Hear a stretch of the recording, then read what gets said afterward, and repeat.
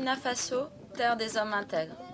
Burkina Faso, pays où on ne peut peindre du blanc sur du blanc, du noir sur du noir, où chacun a besoin de l'autre pour se révéler.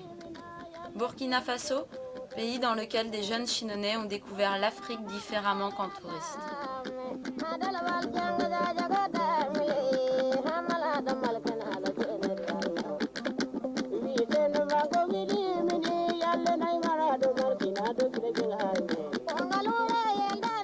Au début de cette histoire, une bande d'amis, qui à force de refaire le monde, décide de créer une association. Solida Faso naît, entre envie de partage, de rencontres et d'amitié. Notre investissement associatif se base sur une meilleure connaissance de l'autre, loin de l'assistanat généralement attribué aux pays dits pauvres. Tout en restant conscients des réalités et possibilités associatives, nous voulons élaborer des projets adaptés aux populations françaises et burkinabées.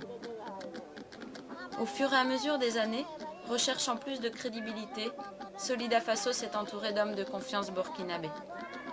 Ces hommes présents depuis notre premier voyage nous ont guidés non seulement dans la compréhension de leur pays, mais sont aussi devenus Zoodja, association petite sœur de Solida Faso. Les deux sœurs s'aventurent maintenant dans un nouveau projet, l'organisation d'un club de vacances.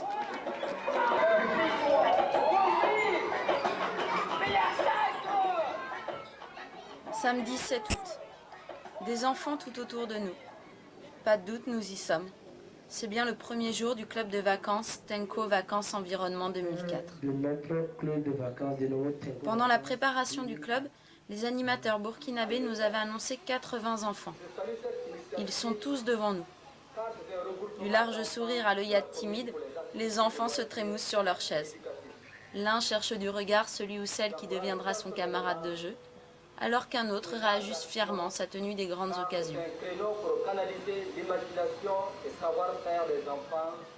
Nous reconnaissons des enfants qui participaient au projet des années précédentes. Il faut dire que depuis l'année 2000, date de notre premier voyage, Solida Faso a bien évolué. D'un projet de reforestation avec le village de Weguedo au projet mâle avec Zoodja, nous voulons être pertinents dans nos actions. C'est pour cela que nous avons choisi le secteur jeune. Il faut travailler avec la jeunesse. C'est la future génération du pays qu'il faut sensibiliser, dirait Roland, l'un des coordinateurs du club. Zoodja nous guide alors vers des projets adaptés à cette jeunesse. C'est ainsi que le projet mâle a vu le jour l'été 2002, pour notre troisième voyage. Enfants burkinabés et français s'y échangeaient des jeux de leur propre culture. Une manière de découvrir l'autre, tout en proposant une activité ludique aux enfants.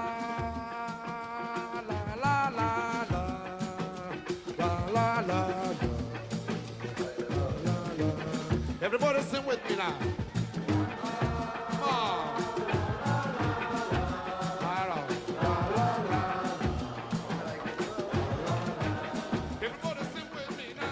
La malle est devenue l'outil symbolique de notre coopération et forcément s'inscrit dans le club de vacances.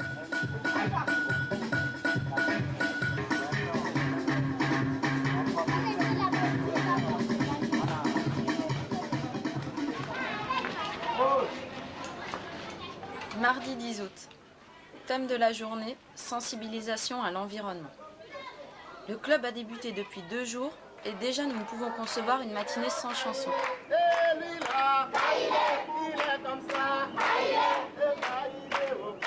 Enfants et animateurs s'en donnent à cœur joie.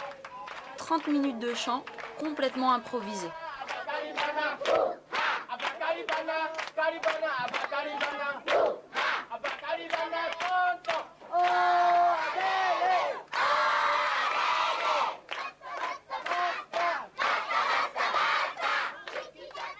Aujourd'hui, nous recevons au club un intervenant des eaux et forêts.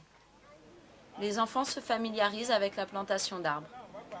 Au Burkina Faso, l'avancée du Sahel est présente et la population ne conscientise pas ce problème. D'où l'intérêt d'en parler avec la jeune génération.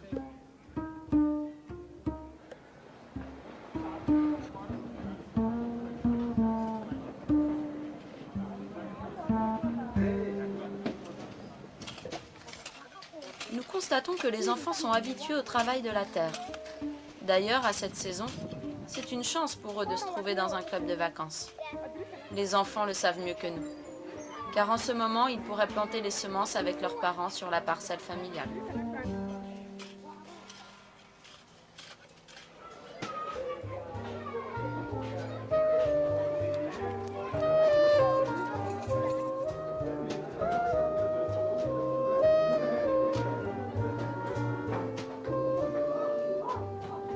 L'agriculture est l'activité la plus développée dans ce pays.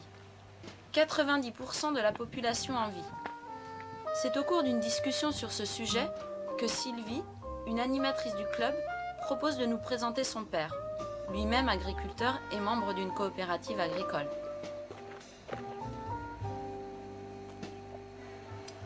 Les récoltes, c'est la base de l'alimentation d'abord.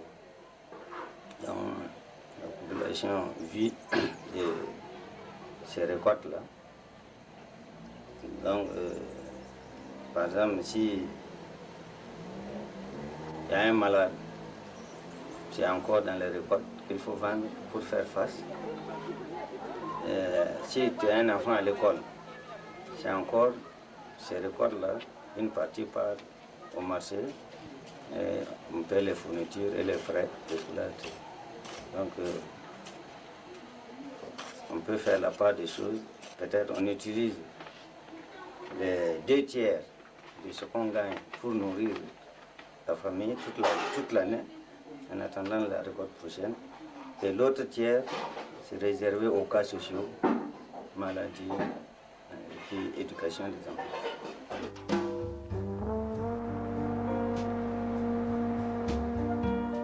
Suite à cette rencontre avec M. Combari, nous réalisons l'importance de l'agriculture au Burkina Faso et devons bien constater qu'elle répond aux besoins d'une famille.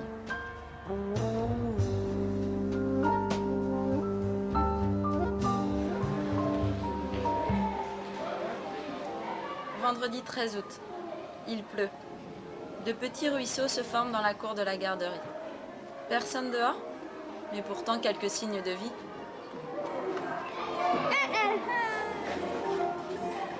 Nous sommes tous là, entassés dans la salle de jeu.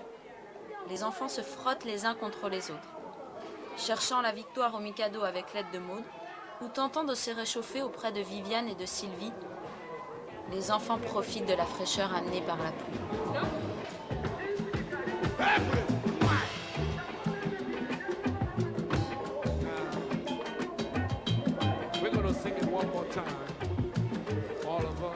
La caméra est devenue un objet familier pour eux.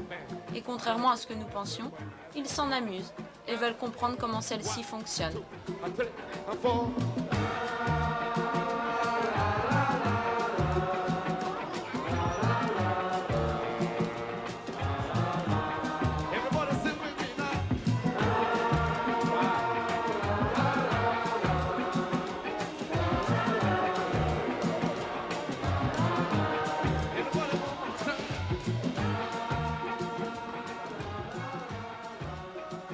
Lundi 16 août.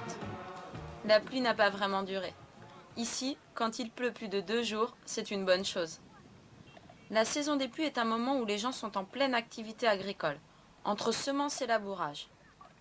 L'un des moniteurs, Jean de Dieu, joueur de foot, nous explique que la saison des pluies, c'est la saison de trêve pour les footballeurs. Cela n'empêche pas les aficionados de s'adonner à leur passion. Ils organisent un tournoi de Maracana. Le Maracana, c'est du football sur un terrain de handball avec des règles de basketball. C'est une variante alliant rapidité et technicité. Idéal pour garder la forme pendant l'intersaison. Écoutons Jean de Dieu nous parler de son sport favori. Disons que c'est un jeu qui est plus pratiqué en Amérique latine et avec le temps, les gens aussi le pratiquent ici. Ça se pratique ici sur un terrain de handball où on a 6 joueurs plus le gardien, donc 7. Et le remplacement se fait d'une manière... ça se fait comme ça, quoi.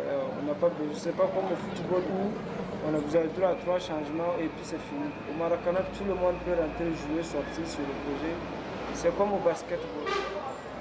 Disons que le but du Maracana, comme ça se pratique sur un terrain très réduit, le terrain de handball, il faut être rapide le placement, le déplacement et le démarquage. C'est ça l'objectif principal du Maracana. Ce n'est pas très lent comme au football.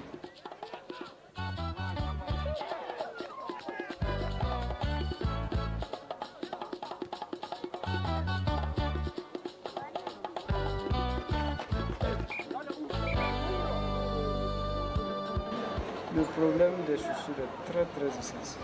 Parce que si tu n'as pas une bonne chaussure, je me demande comment tu peux bien courir, prendre des positions. C'est surtout la base, quoi. Je me dis, par exemple, au niveau des ballons, vu l'état de nos pelouses, les ballons que nous avons, ils ne résistent pas.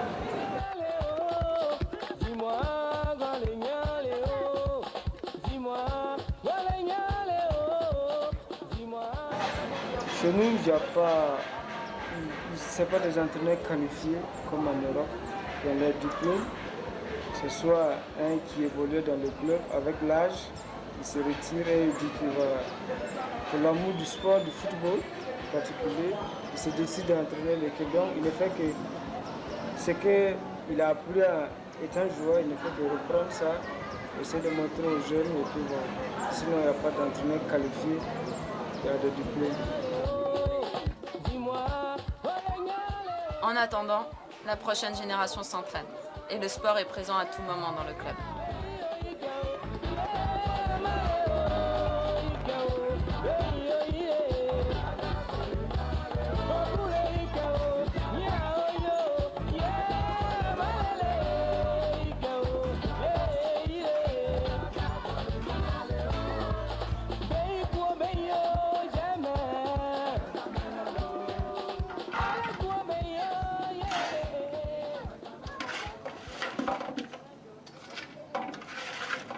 Mercredi 18 août. Au menu aujourd'hui, bouillie de mil, riz sauce et galettes. Tout ça préparé par les soins de nos 3 tantes cuisinières, Séphora, Pascaline et Noélie. Elles mitonnent 3 repas par jour, pour 100 personnes et sans l'utilisation du gaz. Bravo!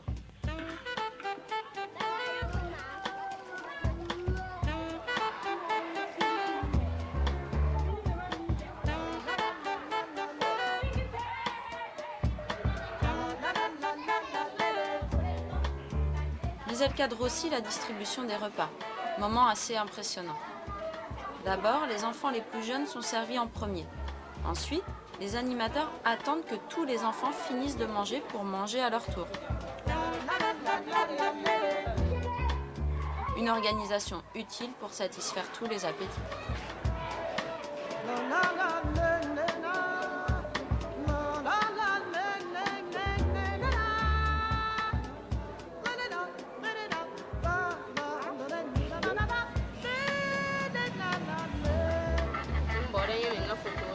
Jeudi 19 août. Aujourd'hui, les moniteurs français sont dispensés d'animation. Crépin veut nous présenter sa mère et, dit-il, la couleur de la convivialité locale. Direction quartier 2 de Tenkodogo. Arrivé chez lui, on comprend vite ce qu'il voulait dire par couleur de la convivialité locale. Nous rencontrons non seulement sa mère, mais aussi sa sœur et sa belle-sœur, qui s'attellent à la préparation du dolo. Une véritable histoire de famille.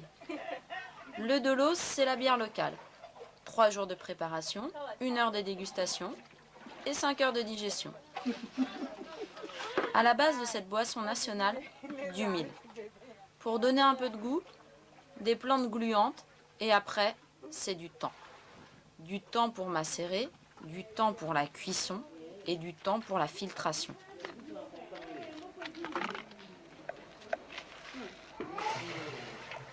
Intrigués par cet alcool, nous demandons à Crépin de discuter avec sa vieille, comme il l'appelle.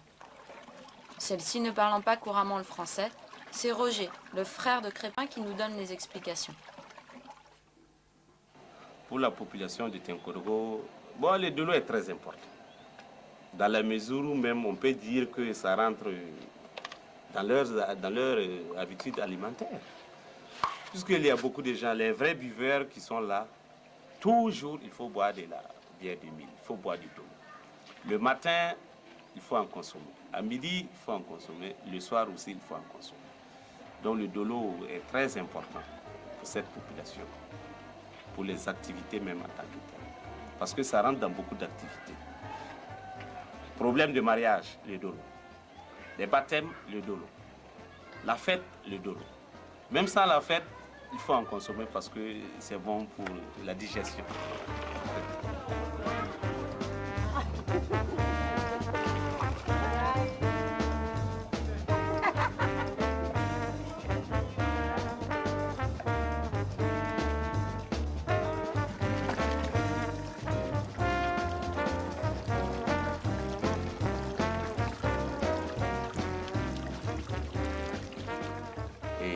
Peut-être pour cette population française, ce que nous les recommandons peut-être, c'est tenter d'importer cela là-bas, de faire du dolo. Et ils trouveront peut-être même que c'est plus succulent que d'autres boissons françaises. Et cela nous fera vraiment plaisir. Alors, importation ou voyage en prévision?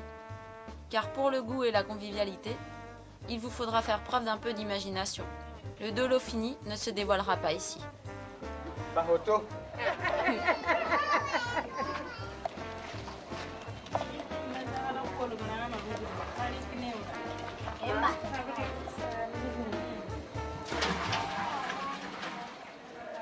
De retour au club, les enfants sont partis. Pour eux, la journée est finie, contrairement aux animateurs. Nous devons réfléchir à la cérémonie de clôture du club et faire le bilan des semaines passées.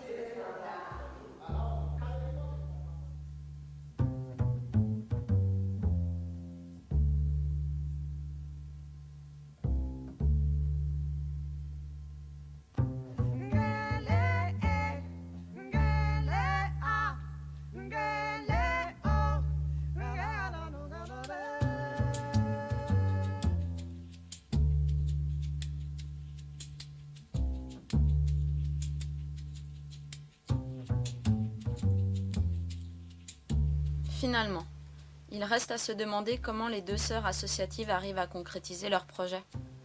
Comment elles ont réussi, malgré les 5000 km qui les séparent, à établir des actions communes, à dépasser les différences évidentes de culture. Les meilleures réponses seraient grâce à l'engagement associatif et aussi à la force des valeurs communes.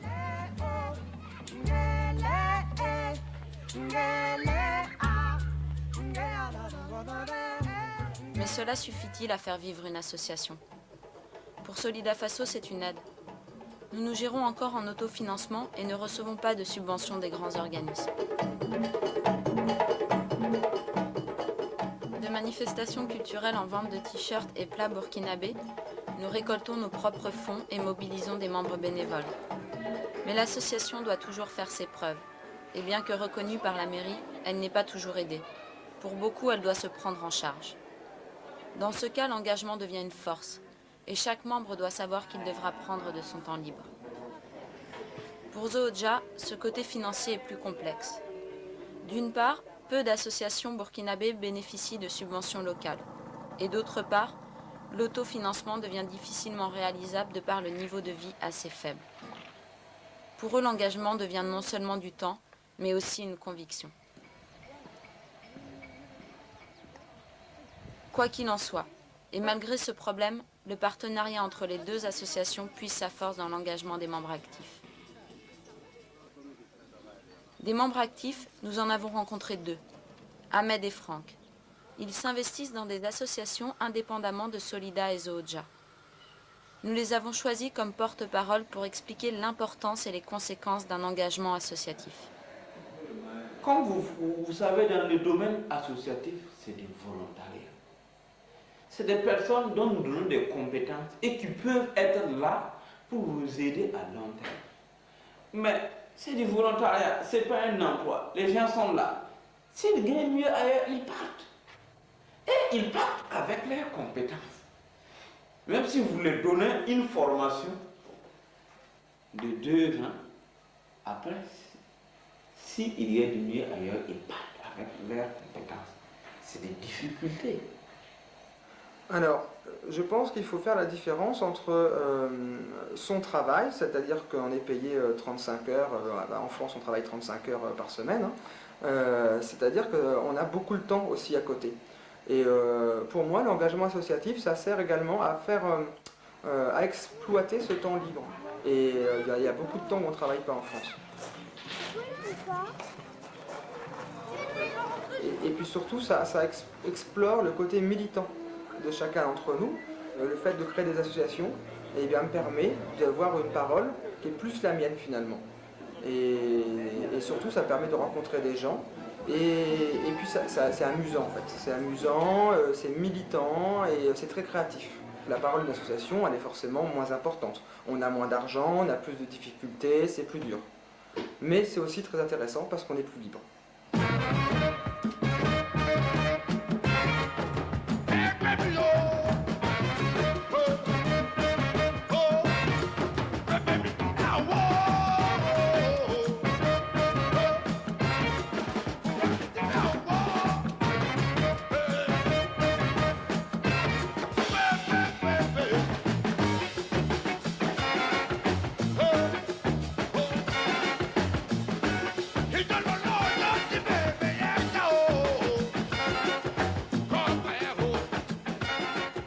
Pour moi, un engagement associatif,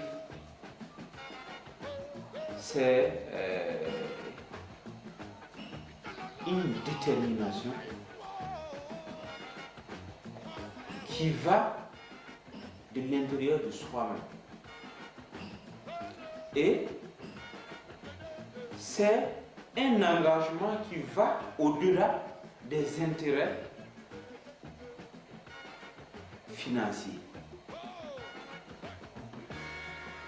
En un mot, c'est le don du choix pour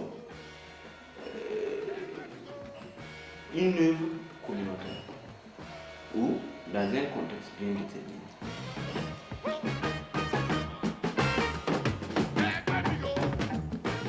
Actuellement, au Burkina Faso, précisément à Tenkodogo, les associations regorgent de potentialités. Elles disent que l'associatif est le créneau le plus intéressant pour l'éducation à la vie citoyenne. Nous, en tant qu'association française, partageons cette idée et essayons de ne pas faire de clichés lorsque nous parlons d'un pays africain. Beaucoup de gens de villes comme Chinon, surtout des petites villes, on a énormément en fait, d'images un peu faussées de l'Afrique. En fait, d'abord pour nous, l'Afrique c'est un peu tous les mêmes pays, on ne sait pas trop ce qui s'y passe. Et grâce à des associations comme Solidafaso, tous nos préjugés en fait tombent au profit d'une vision plus juste et plus humaine finalement de l'Afrique, où finalement on se rend compte que vous avez les mêmes problèmes que nous, les mêmes joies, des façons de travailler qui finalement ne sont pas très éloignées des nôtres, même si ce sont des cultures qui sont très éloignées. Et ça nous permet de partager des idées par l'intermédiaire de Solidafaso. On est avec vous, et autant à mon avis que vous êtes avec nous, et que même si on est à des milliers de kilomètres de distance, eh ben, ça ne nous empêche pas d'échanger et de discuter par l'intermédiaire de Solidafaso. Et ça, c'est génial.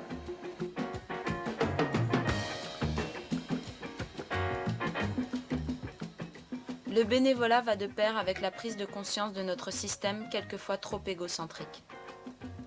Le fonctionnement de Solida est atypique, car nous ne sommes pas dans une relation d'aide avec un pays africain, mais dans une relation d'interaction. Chaque individu peut être porteur de projets et de contacts. En outre, il s'agit de confronter des points de vue, des préjugés. C'est à ce moment que la relation devient importante et l'échange possible. Pas de plus fort ni de plus faible, mais une complémentarité utile. Je suis convaincu qu'on ne pourra vraiment développer quelque chose de meilleur dans le contexte communautaire sans vraiment une complémentarité des efforts. L'engagement associatif et le bénévolat favorisent l'interconnaissance de l'autre. C'est du temps pour les hommes, des hommes intègres.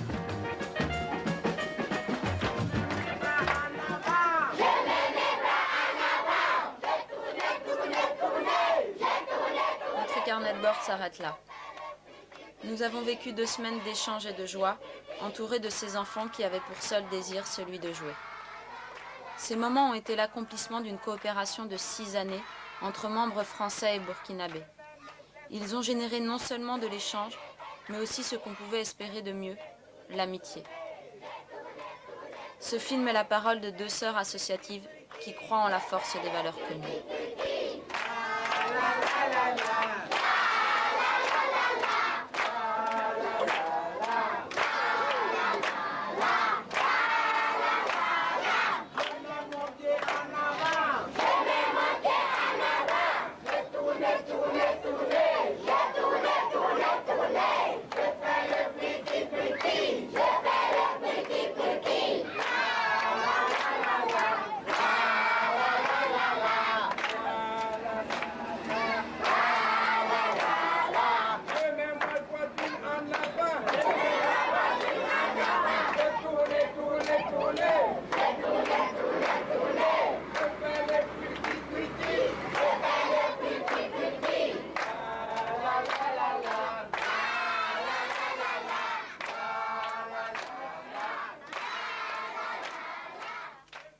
Ce que je souhaite de tout cœur, c'est que tous les ans, vous mettez un ingrédient nouveau de jeunes ou moins de membres à renouveler tous les ans.